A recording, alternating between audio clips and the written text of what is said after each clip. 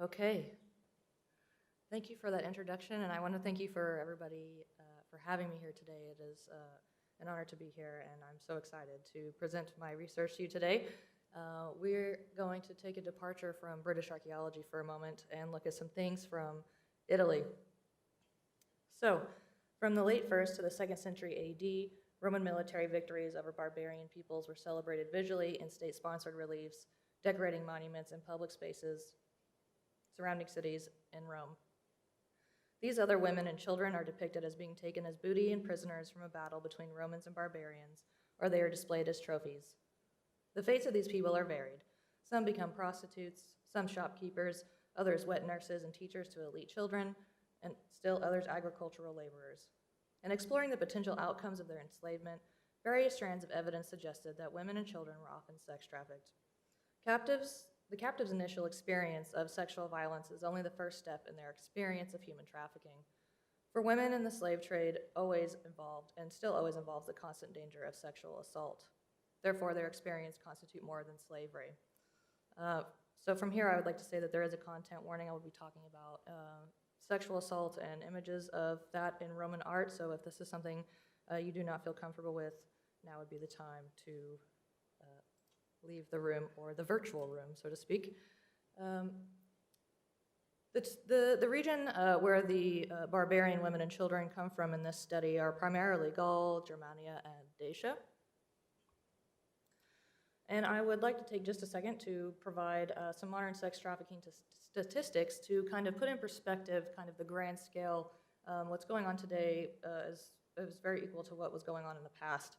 So in 2016, an estimated 40.3 million people worldwide were in modern slavery, and 15.4 million people were in forced marriages, and 70% of these people are women and girls.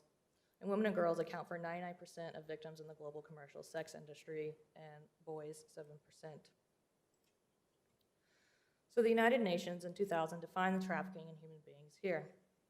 The key aspects of this definition are transportation, transfer by means of threat or use of force, the abuse of a position of vulnerability, and the giving or receiving of payments for the purpose of exploitation. The captive women and children of Rome were not recruited, but physically forced to submit before, during, or after battle. They were then transported to Rome or one of its provinces, one that might not have been their last stop. Some were then chosen to be put on display in a triumph of the victorious general, others sent to the slave market. During the capture, transportation, and sale of these women and children, they were most certainly threatened, used by force, coerced, deceived, and exploited sexually. We can therefore define them as trafficking victims in the act conducted against them, labeled as trafficking. Ancient Romans perceived and understood sexual abuse, which was socially and legally acceptable to perform on slaves, very differently from our modern world. Yet modern human trafficking, much like in antiquity, is still an exploitive business, which eludes us and is difficult to identify today. By addressing Roman sex trafficking, we can understand why there is scant textual evidence on the topic and simultaneously better understand why this elusive trade operated in the shadows. So I have a call to action here. So the captive women and children not only serve the purpose, women here specifically serve the purpose of displaying the destruction of the complete family unit, but in the context of war, they were also a prized possession, a trophy to own and to be treated in any way the owner wished, including for sexual gratification. Slave girls and women and young boys here were in a physically and morally vulnerable position. However, the topic of sexual exploitation of these captives in the Roman world has been extremely limited because of our puritanistic ideas regarding sex. This has resulted in a minimal number of scholars willing to discuss this topic directly and without blanket terms like slavery to obliquely describe the acts committed against subdued foreign peoples. The time is ripe to explore properly, I argue, and consider openly the realities lived by the dominated and enslaved other in Roman antiquity, and how this reality was displayed and read in Roman art. In current scholarship, the purchasing of slaves for the purpose of sex and the sexual autonomy of the master over the slave is discussed under this umbrella of slavery. I would argue, however, that this blanket term is not adequate or accurate, and I would make a case for acknowledging this practice in terms of sex trafficking as we understand it today.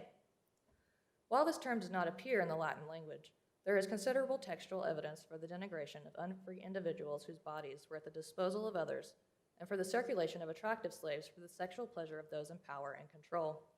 So here we're looking more at the Roman elite. we must start using more differentiated language when we talk about the women and children conquered by Rome. So really quickly, two authors here introduce an alternative notion of a predatory political economy, conceptualizing the late Republic and early imperial Rome. One of the authors defines this concept as a predatory regime, quote, characterized by the militarization of power and trade, pillage as an economic strategy, the pursuit of private interest under public command, and the convention of brute violence and legitimate authority, end quote. The aim of these papers is to illuminate the darker sides of Roman expansionism in order to produce more balanced and inclusive accounts. The aim is to show how the brutality involved in expansionism and imperialism. If we are to have an inclusive, balanced account of the past, we need the dark sides as well. One of the authors thinks that this concept seems relevant and wonders if classical archaeologists are willing to engage in this meaningful debate about ancient Rome as a predatory regime today. I think we are ready to engage in this meaningful debate. And my intent here is not to demonize Rome, but aim at providing an inclusive, balanced account of the past to show the brutality involved in imperialism, specifically regarding the taking of captive foreign women and children, and to explore the process of this dark side to make visible the real-life suffering and oppression of them. So I think this quote perfectly sums up the Greco-Roman world in regard to women and barbarians. I think fortune for three things. First, that I was born a human, not an animal. Second, that I was born a man, not a woman. And third, that I was born a Greek and not a barbarian. Romans believed that women and children, when necessary, could even be used as hostages and captives in threatening and coercive ways.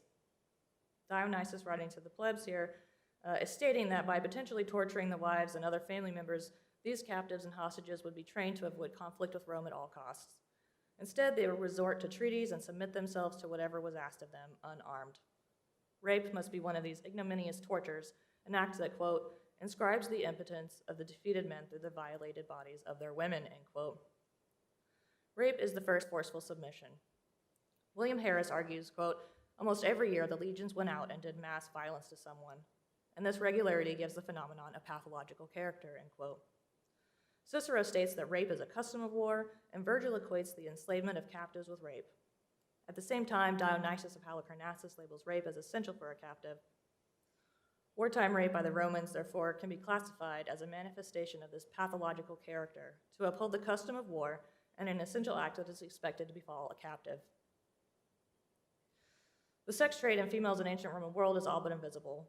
By modern definition, to understand sex trafficking better, it must be referenced to a patriarchal gender order that is predicated on the subordination of women to men, shifting focus to vulnerability.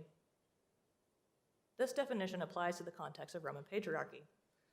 In her essay, Women on the Market, Luce Udigati describes the commodity of the woman in wartime as, quote, divided into two irreconcilable bodies, her natural body and her socially valued, exchangeable body, which is particularly mimetic expression of masculine values, end quote. The elusiveness of this trade in captive females and children in Rome can be attributed, moreover, to the patriarchal gender order that relies on the subordination of women to men through the act of rape, producing shame for her in the body politic, an anecdote that normalizes the expendability and vulnerability of their bodies. Separated from their families, they become a visible chattel in the sex trade. However, we can trace these actions committed in this visible trade on conquest iconography through the desire to display them as war booty, a trophy to be won and taken by force. So there is a gender discourse to the conquered here. Under the Principate, war was banished to the social and geographical periphery, always conducted in the distant frontiers, leaving citizens with only the highly politicized monumental and private art depicting captive women and children. There is a gendered discourse to this imperialism in which the enemy was feminized. This discourse is rooted in the social and military discipline of the Roman male. The act of war itself was expressed as phallic sexual penetration, as evidenced from the Presinae glandes. Here at the bottom left-hand side, you can see an example of one.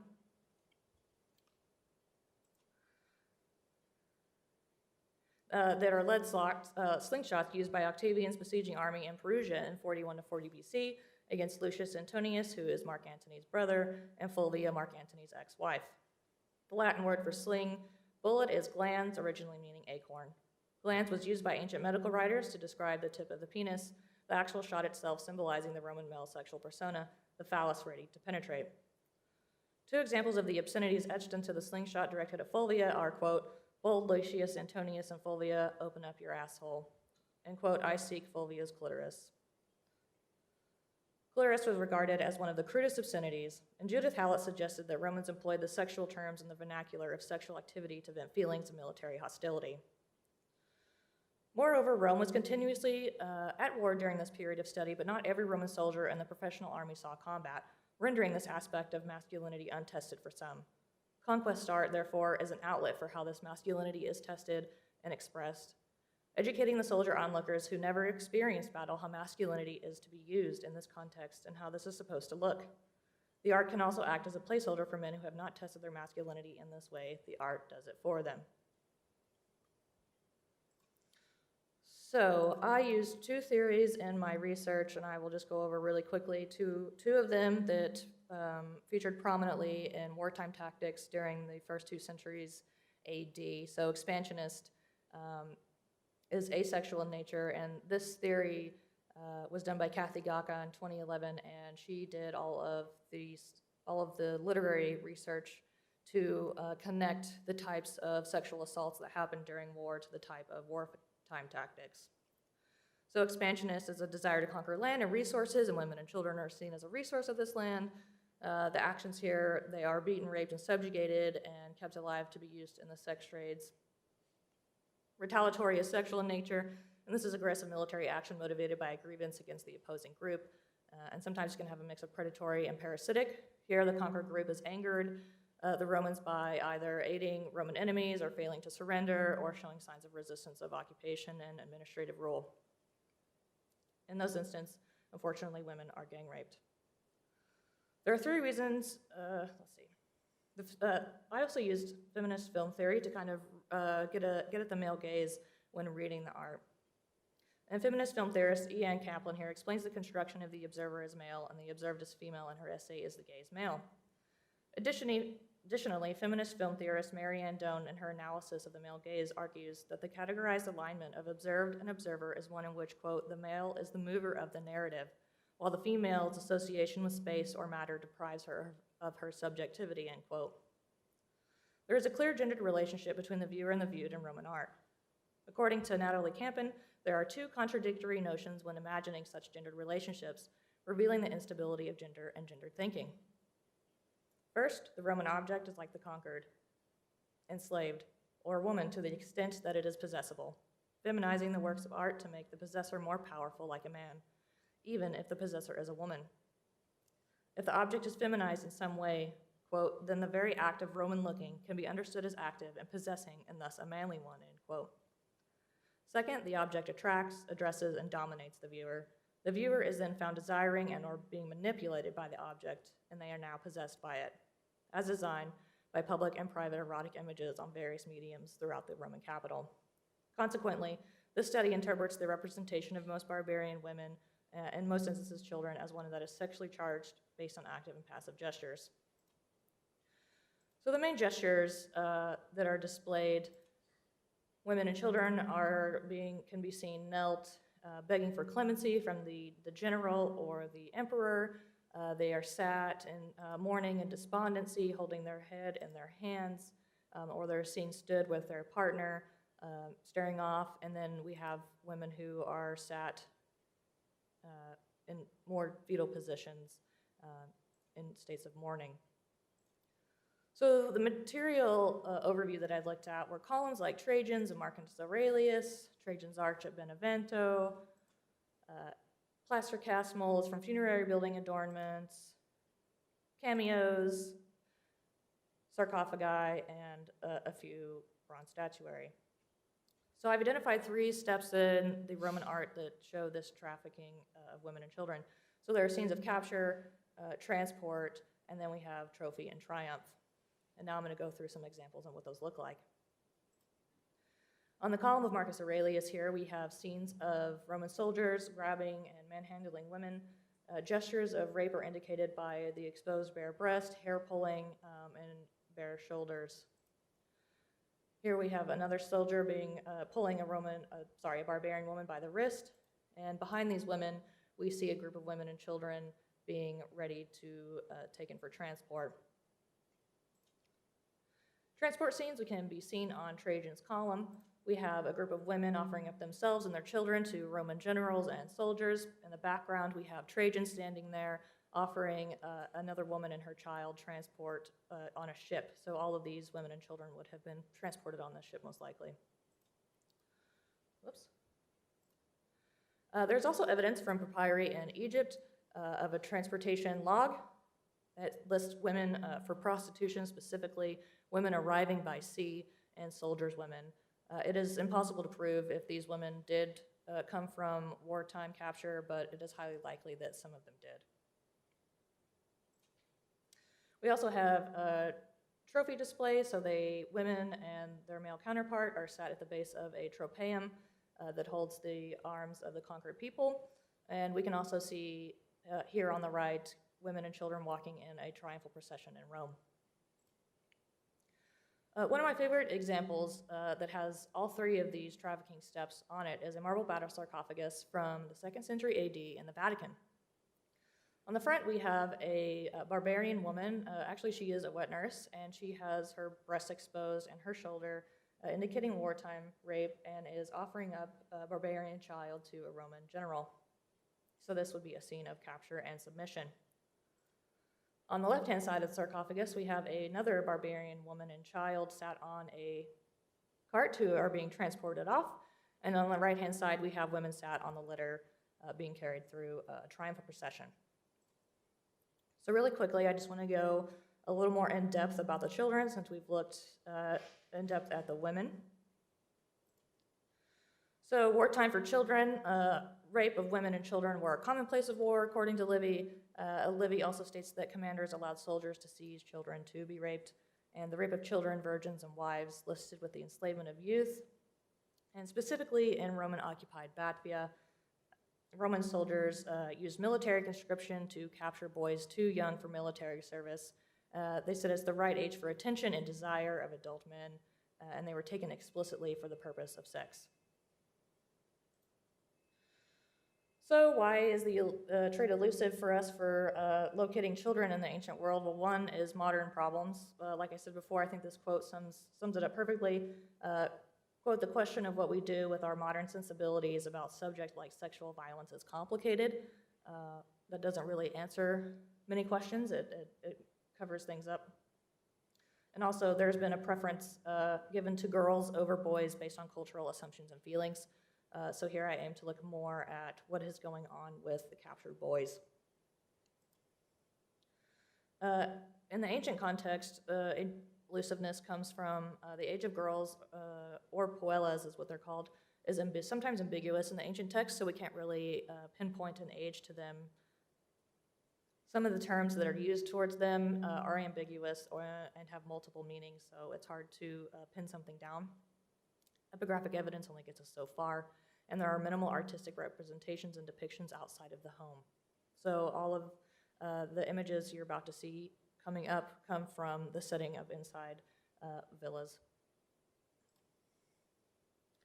So there were specific tastes. Suetonius states that Augustus enjoyed boys from all over, especially Syrians and Moors from Alexandria, Faris, and Egyptian boys were, quote, quick-witted and sharp-tongued slave boys. And Mark Antony is known to have liked to have boys from the Alps. So Amy Richland has noted a passage from Seneca that describes in detail how young male slaves were ranked according to their look, including ethnicity, skin color, and smoothness, and their curly hair. She concludes, quote, that this passage smacks more of the marketplace than of the lover's eye. So in Arcadia, Didymenus is known as a specialist in pretty boys, and there is a special boar market in Rome at Salpe, Capua, Egypt, and Delos. They're expensive. The prettier the boy, the higher the price. Cato says that they're more expensive than land, and Marshall sheds light on motivation for his lover's admiration for young boys. He says they're difficult, they resist and thwart him, argue, and run away. Because they are expensive, gifts they demand are not as lavish as those by his mistresses. The boys are often imagined as on the auction block and far too costly for the poet to buy. And male concubines deserve to be bought and sold. And as we've seen throughout these slides, slave children were represented on a range of media, some of them likely to have been captives of war. So I will leave you with a question with the children with this, with the famous image of the barbarian child on the Areopagus in Rome. Knowing what we know about their sexualized treatment from the moment of capture to their treatment by their master, can we interpret this little barbarian boy on the Areopagus in a different sexualized light from the perspective of the Roman elite male? And to conclude, the captive women and children in Roman art are on a variety of mediums, large and small, private and public. The captive woman's representation is representative of two things. First, the visual trope and metaphor for the capture, subjugation, submission, and attempted acculturation and absorption of the formidable foreign foe and its reproductive capacity in the family unit. Woman is used as a pawn for men to measure morality on and off the battlefield. Second, the real-life anxieties that surround women in general and the sexualization of the captive female and her treatment in real life are also expressed in the triumphal art. Captive women and children from the arena of war were a very real prize for the Roman conquerors and a large part of the economy and the traffic of people and the traffic of captive women and children for the purpose of sex. The Romans not only dominated them physically, but also visually. These two functions overlap, expressing Rome's dominance over the other land and population and the actual captives themselves, revealing anxieties and social attitudes regarding the family, sex, and the foreign other. Without the body of the captives and conquest iconography, we would only have half the picture of the realities endured by the conquered. Without realizing it, the Roman artist has provided us with a sexualized roadmap that captive women and children were forced to take from conquest to consumption. Thank you.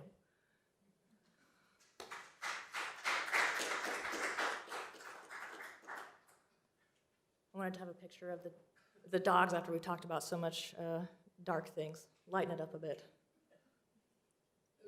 So again, thank you so much for having us today, and thank you to everyone who helped coordinate this. So I am a fourth-year PhD student at Sheffield. I'm supervised by Drs. Bob Johnson and Jane Rempel, both of which are at Sheffield. And as Paul so nicely said, my PhD looks at landscape usage and memory, specifically in prehistory and in southwestern Britain.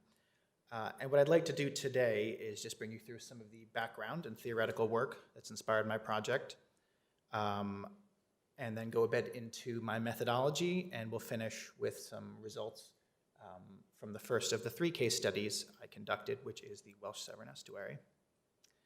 So in the 1990s, during his survey of the Severn's intertidal zone, Martin Bell excavated 2 human skulls deposited within a 1.5 meter area on the fringes of Goldcliff Island. Goldcliff is seen here as a modern-day peninsula, but the former island was a bedrock ridge that protruded through an environment that was otherwise alluvium and clay. The skulls were recovered while investigating a nearby Mesolithic campsite located on the island fringes.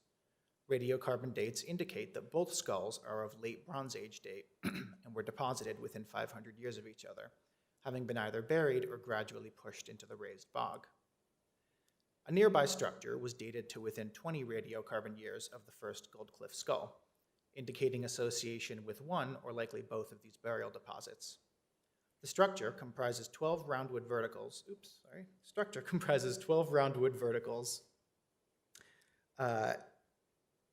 derived from 6 or 7 different species of tree, indicating that special care was paid during its construction. Martin Bell suggests that these timbers served as mounting posts for the skulls or formed a platform on which a body was deposited. The skulls and structure were formed during commemorative acts by the late 2nd and early 1st millennium communities that inhabited the estuarine coast. What stands out more is their proximity to the Mesolithic campsite, which stratigraphy indicates saw a long duration of seasonal usage, likely by hunter-gatherers using the habitat around Goldcliff for fishing and hunting waterfowl. Although seemingly unrelated, the Mesolithic site and Bronze Age commemorations indicate the island's role as a place for historical significance, one which may have served as a mnemonic to prehistoric communities living among the regularly changing marine landscape. The island's role as a landmark in social memory is made more poignant, not by activities performed there, but by intentional avoidance. Pollen analysis indicates that minimal tree clearance on the island, despite evidence that the island held a dry woodland for most of the Bronze Age and early Iron Age. Coastal inhabitants instead chose to venture further inland, ignoring the island as a source of timber for the many structures built across the coastal peat bog. Be it as a Mesolithic camp or a site for commemoration, prehistoric memory persisted at Gold Cliff Island as a stable bedrock foundation in the changing coastal landscape. And while past literature has long established the role of landscape in defining the rhythms and materialities of human life, there has been less consideration for how materials and landscapes participate in and shape the formation of memory. This paper presents the active role of landscape in incorporating, interpreting, and recollecting these memories. Tim Ingold characterizes dwelling as not the simple act of building and remaining within a place, but as something that encompasses an organism's entire time on Earth and all movements and expressions therein. In this view, landscape serves as an integrating force between people and their activities.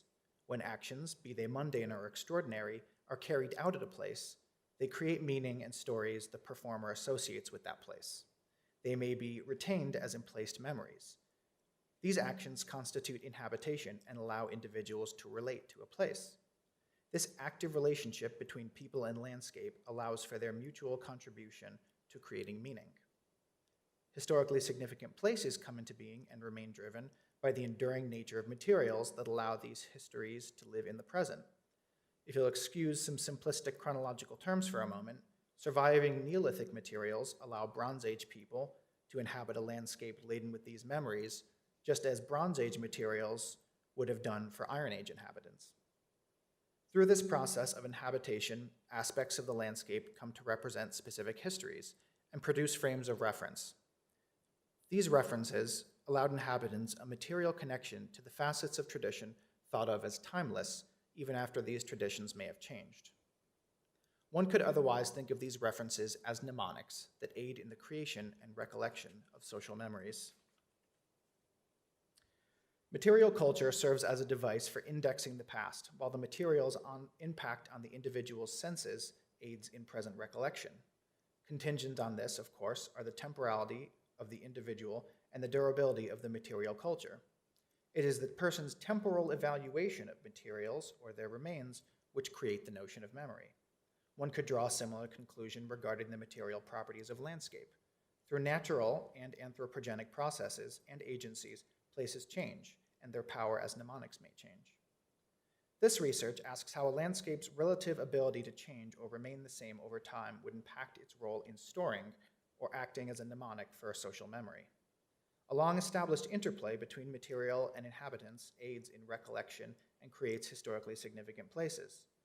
Often, the initial construction of significant places is followed by revisiting, reusing, and commemorating these historical and ancestral places, a process that Alice Rogers likens to an oral narrative. Both are acts of preserving history and memory. In How Societies Remember, Paul Connerton suggests bodily practice as one of the two key recollection methods.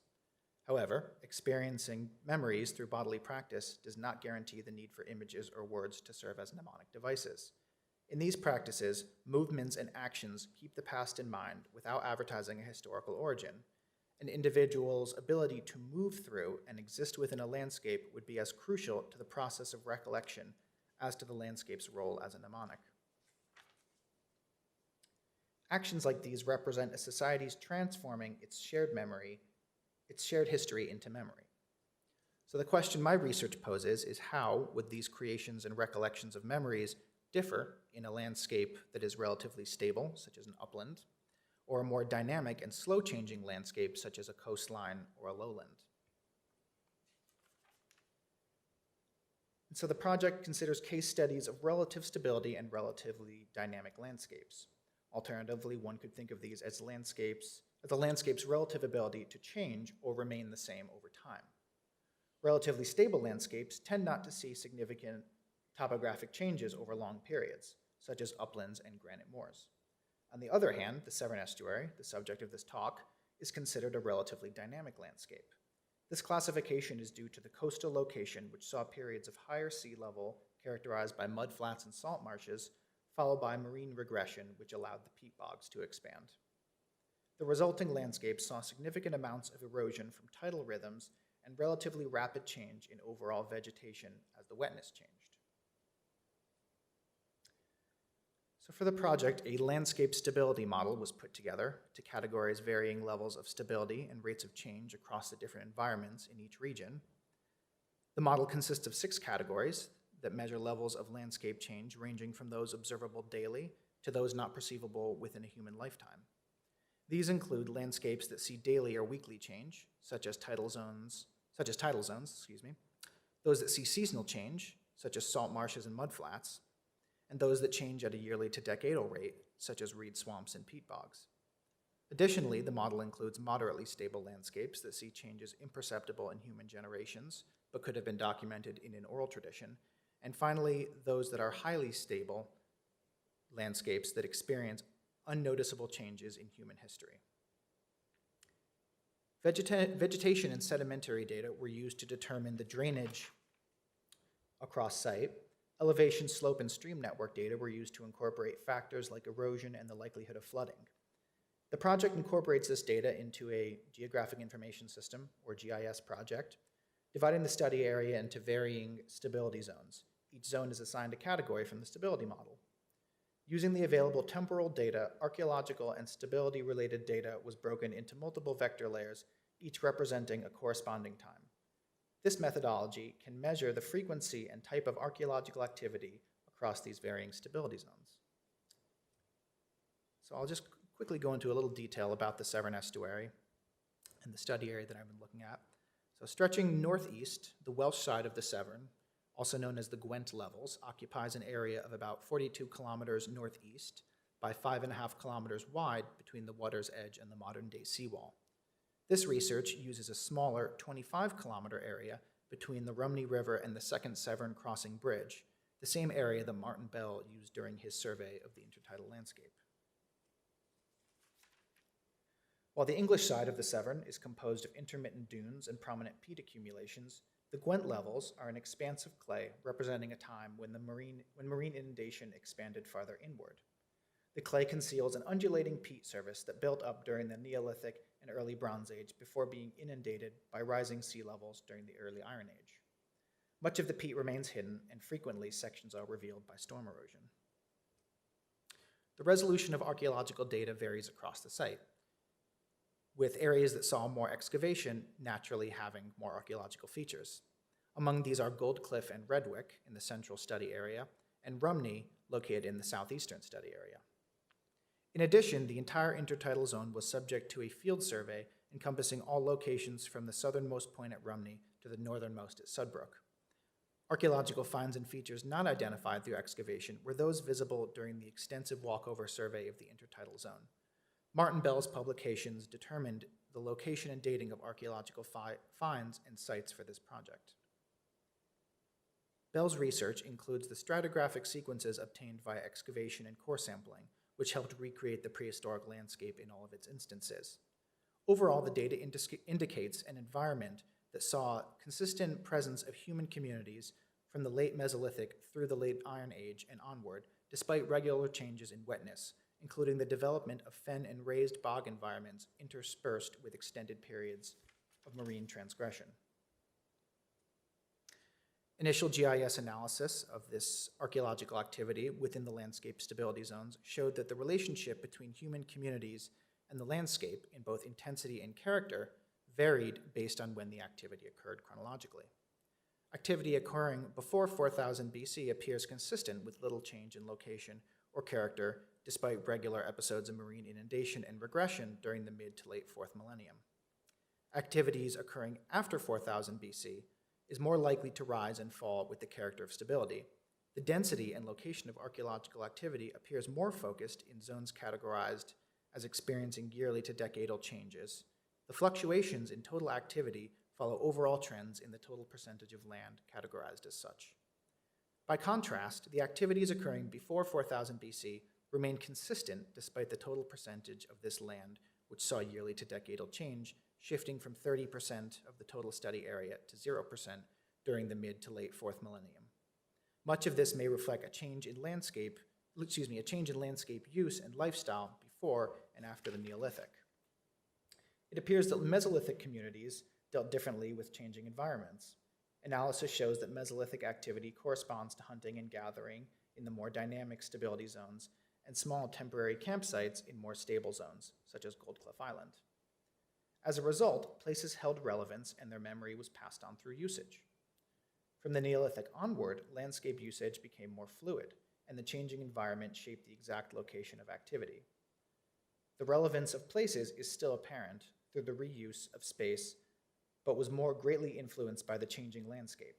Regardless of dating, 82.3% of archaeological activity occurs in these zones, which saw yearly to decadal change, and 14.6% in the zones which saw seasonal change. Activities one might describe as sustained or durational appear more likely around zones of higher stability. This may include larger structures, trackways, and fences. Activity occurring in the less stable zones consists primarily of preserved footprints, lithic fragments, and the remains of fishing traps. Overall, this indicates a pattern of human communities making regular usage of the wetter fens and salt marshes for hunting and fishing while spending more persistent time in the stable raised bog located nearer to the modern seawall, venturing closer to the tidal area when marine water transgressed and the bog grew. In addition, features like boat planks show a level of exploitation of the marine environment for food procurement and transport, and trackways represent a community's attempts to traverse less stable sections of the landscape as marine transgression restricted access to some locations. Overall, the evidence shows that people had a changing relationship with the marine environment, utilizing the coastal proximity for food procurement and becoming more restricted by changes in sea level. With the time I have left, I'd like to just compare some of what I've just told you from the Severn Estuary, the Welsh Severn Estuary's coast, with another of my case studies. And for this, I'll actually bring you across the Severn to the Somerset levels, specifically the Central Brew Valley, which is another case study which I'm deeming to be a relatively dynamic landscape. And some of you may know the Brew Valley is quite famous. It has had a wealth of archaeological research over the past century, being known for its high level of preservation. Well-known archaeological finds include the Glastonbury Lake Village and the network of wooden trackways and platforms which span the wetland. This, of course, includes the famous sweet tracks, which are pictured here, which cross the Neolithic wetland. And the study area, which is seen in this image I borrowed from John Coles, concentrates on the southern Brew Valley, an inland wetland bordered by the islands of Westhay, Mere, and Birtle to the north and the Polden Hills to the south.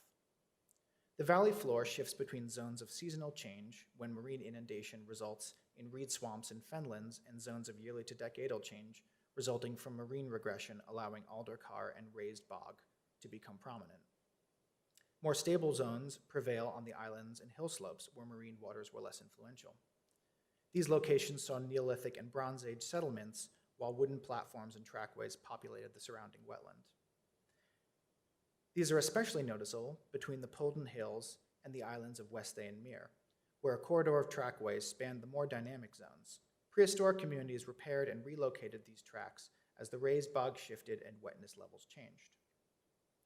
So in this, we return again to this idea of mnemonics, features within the landscape that serve as a means for people to know a place. An example of this can be seen in this network of trackways running between the stable zones at Westhay and Mere Islands and the Polden Hills in the south. These stable zones serve as mnemonics, orienting life in the valley as the dynamic wetland environment shifts and changes. And to return to the Severn Estuary study area, Gold Cliff Island similarly serves as a mnemonic. As mentioned in the introduction, this was a significant place in prehistoric memory, despite the changing character of activities performed there. The island's relatively stable nature allowed it to live in local memory, even as changes in the estuarine landscape may have removed traces of past inhabitation elsewhere. In general, the data presented here has not recovered the material evidence typically seen as indicators of memory within the archaeological record, these being acknowledgments of older structures and sites through commemoration, reuse, and additional construction, Gold Cliff Island being an exception. Analysis has shown that reuse of the Severn exists in a broader sense. While no single location in the study area saw consistent reuse across time, the environment as a whole was a constant draw for prehistoric communities who had likely settled elsewhere. The relatively dynamic nature of the Severn's materiality certainly impacted the interplay between communities and the landscape. but this does not appear to have impeded on the creation of mnemonics and the Severn's role in local memory. As marine transgression limited access to specific locations, communities responded by building trackways. Those inaccessible locations were revisited in later years when the zone had become more stable, usually through peat development. While the materiality of the Severn may be more dynamic, this did not remove the landscape's role as a mnemonic. Moreover, although the dynamism may have at times removed access to and some traces of ancestral features by way of flooding and erosion, it did not erase the memory of the estuary as a place. The Severn remained a food source for prehistoric people and connected them to the broader marine environment. The project demonstrates that although shifting materiality may change methods of memory making, memories themselves were resilient. This project's approach to long-term commemoration in the face of a changing landscape may allow similar research to explore concepts of memory within the archaeological record beyond conventional examples of reuse and acknowledgement. I thank you again for listening and for having me.